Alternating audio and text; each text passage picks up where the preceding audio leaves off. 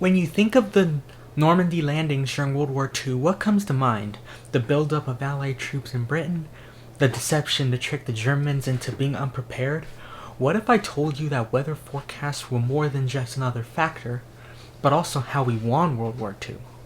My name is Nick Eigelhart, and I'm your host for today's video episode of The Weather Vault. This week, I'll turn back the pages to the early days of June 1944, where the fate of over 150,000 Allied troops in Britain would rest in the hands of the meteorologists predicting the timing for the launch of the D-Day invasion. Let's begin. The weather part of the D-Day planning team consisted of 3 weather forecasting teams. A team from the American 8th Air Force was consulted alongside 2 British forecasting teams, all tasked with working together to determine the right conditions for paratroopers, infantry, and naval gunners to launch their attack. The man tasked with communicating the consensus of the various teams, Group Captain James Stagg of the UK's Meteorological Agency. At this point in time, meteorologists didn't have many of the tools that form a core part of today's job. There were no satellites, there were no weather prediction models, not even weather radars. Weather reports had to be conveyed verbally or through slow electronic methods. These manual methods, compared to the mostly automated modern data collection, will be very important later, so keep that in mind. The military requirements for the invasion meant that factors such as ideal wind and visibility, low tide for ground forces, and smooth seas for naval operations were all very important. Due to these specific criteria required to successfully carry out the operation, only a few dates a month were options at all. In June 1944, the 2 main proposed windows for invasion were June 5th through 7th, and 2 weeks later, from June 19th through the 22nd. Eisenhower initially selected June 5th as the target date. In the days leading up to the D-Day invasion, the twice-daily meetings of Stagg and his team with Eisenhower and his senior commanders would become 4 times a day. On Friday, June 2nd, and Saturday, June 3rd, the weather was unforgiving, with high winds, low clouds, and heavy rainfall. The forecast showed little improvement throughout the entirety of the proposed launch window.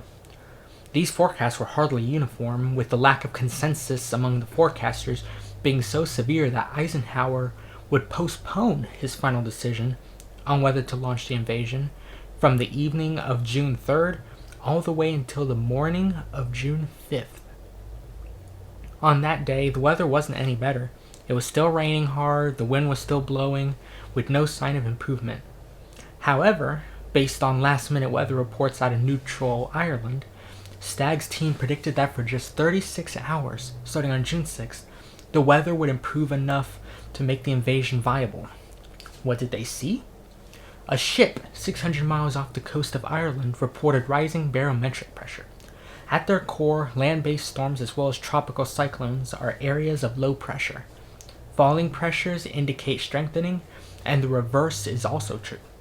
So when Stagg's team received their report, it indicated to them that the storms were weakening, which would reduce rainfall rates, wind speeds, and improve visibility for the operation. With just one ship's pressure reading from hundreds of miles away, Stagg was essentially betting the entire invasion on his interpretation of a single data point. Naturally, this led to intense disagreement regarding the confidence in that forecast. Faced with less than ideal agreement and needing to make a final decision, Eisenhower made the difficult decision at 4:15 a.m. on June 5th to postpone the invasion by 24 hours, putting his full faith in the Group Captain Stagg, who believed that the improvement would come to pass just in time. On the German side, they were caught fundamentally unprepared. You see, weather information is incredibly valuable in wartime, and long before the planning for D-Day began, the Allies made a point of destroying German meteorological stations and assets. From specifically targeting weather ships to raiding land-based German weather facilities in Greenland, they systematically destroyed the ability of German meteorologists to collect weather data from the Atlantic Ocean and important areas north of Europe. This meant that the German meteorologists based out of Paris had much less information to work with. Their forecasts for early June 1944 called for not 1, but 2 weeks of stormy weather. Even days away, these forecasts did not include any chance of an improvement that would allow for an enemy invasion to proceed. This would prove to be a catastrophic mistake. Senior commanders went to war games or back to Germany. Most regimental and division commanders were not at their posts, and many rank-and-file troops were given leave. Maritime patrols out of a town that was a first-week capture objective of the Allied invasion plan were cancelled, and the little advance warning German intelligence agencies did receive was ignored because of the weather. The German forces at Normandy never got an alert. As it turned out, the prediction made by Stagg and his team of meteorologists was largely accurate. The Germans had no idea what was coming. On June 6th, the critical break in the severe weather that he forecasted did in fact happen. Winds and high seas just 12 hours prior that would have made the Normandy landings impossible would subside just enough for the landing craft to discharge their men successfully. Unfortunately for a lot of the paratroopers, Stagg wasn't an oracle, so certain conditions were worse than anticipated, namely visibility. Many paratroopers landed far from their intended sites, although not catastrophically so.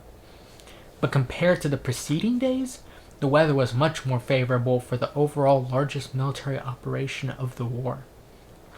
Now, had Eisenhower delayed D-Day to late June, hoping to have additional confidence in the forecast before launching, it would have been disastrous.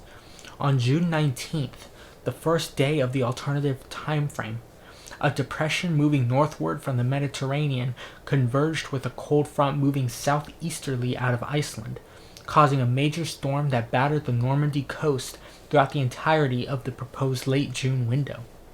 As it stood, the storm dealt major damage to the Mulberry harbors at Omaha and Gold Beaches, which were massive artificial harbors designed to function as main logistics ports along the coast for the Allied forces until proper deep water ports in German hands could be captured and used. Hundreds of landing craft were damaged from the storm as well, and the combination would temporarily disrupt the critical logistics operations of the invasion and increase the urgency of securing other ports along the French coast. Had the invasion itself been postponed to this date, it would have been impossible to conduct the liberation of Europe at that point in time altogether. This would have either resulted in outright failure of the operation, or forced another costly delay that could have ruined the element of surprise.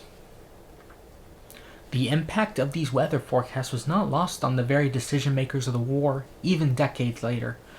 Fast forward to January 1961, outgoing President Dwight D. Eisenhower is asked by newly elected President John F. Kennedy what gave him the advantage to win World War II. Eisenhower's response: "We had better meteorologists than the Germans." And that is how weather forecasts directly led to the liberation of Europe, the defeat of Nazi Germany, and eventually the complete end of World War II. If you enjoyed this video, like, subscribe, and hit the notification bell to always be informed of my latest videos.